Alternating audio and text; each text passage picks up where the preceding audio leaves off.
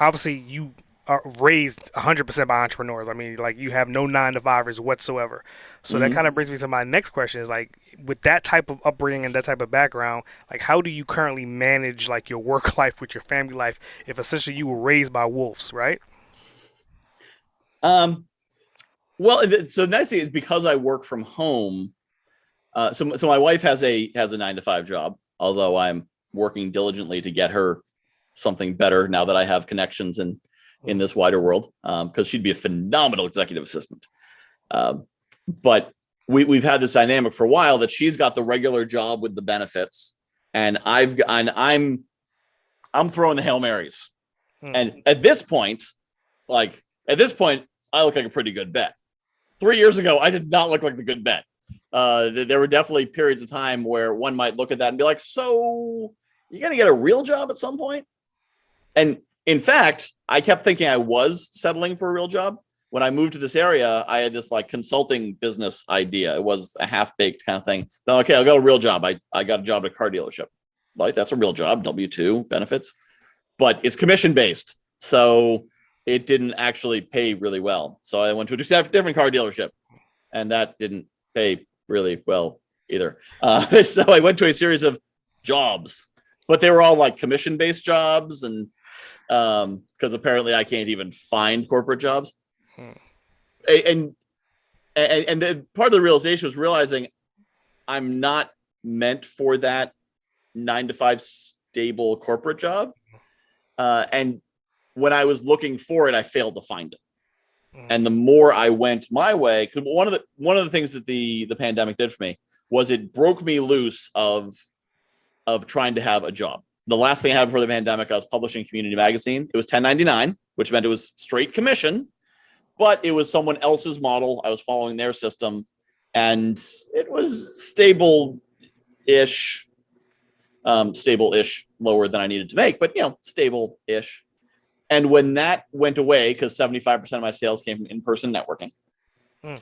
when that became non-tenable, and around December of 2020, I realized I needed to do something to get some money coming in and started driving DoorDash.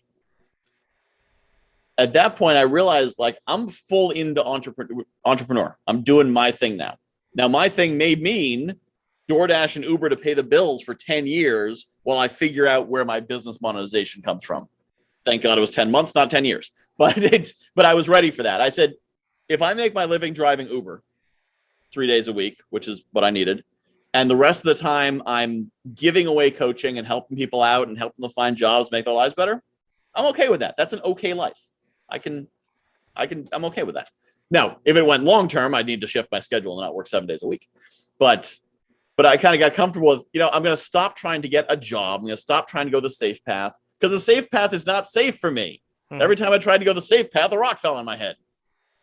When I'm traveling through the haunted swamp, nothing bad happens. When I try to walk on the paved road, a tree falls on me. So I'm not meant to walk on the paved road. So I started following my own path, just seeing where it went, following that. And that's once I kind of embraced who I am, that I'm not an employee. I Mhm. can't be. Once I embraced that, I started to find that opportunity. Um, and so in order to segregate, because I do work from home, and I was saying the benefit is our daughter gets sick and has to stay home. Well, I'm home anyway. Mhm. So my wife doesn't have to take a day off. If she needs to go to the doctor, I can adjust my schedule around that. I can walk her to the bus almost every morning because I set my schedule. So it is nice having that flexibility of having a parent working from home and a parent at the office. But I do also try to segregate my time.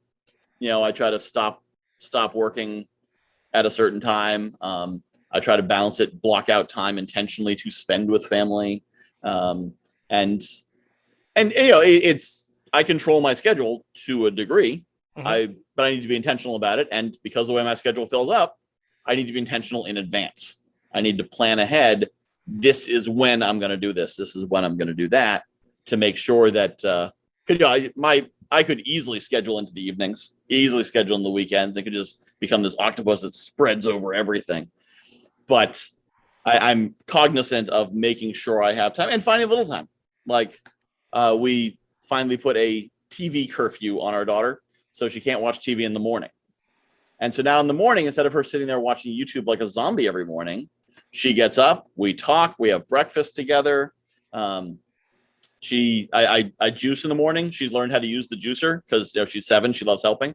So she made my breakfast and her breakfast this morning. So Nice. it's finding those little moments. And in the future, when she gets older, what I look forward to doing is if I get a speaking gig somewhere, bringing her with me, having her work the table, sell the books, whatever it is, because who could resist like the 13-year-old daughter sitting at the table, taking the credit cards and selling the books and especially once I teach her some of my skills and she's like, do you want his other book too? Upsell. Yeah. Who Cross can say sell. no to that? That's how the Girl Scouts makes all their money.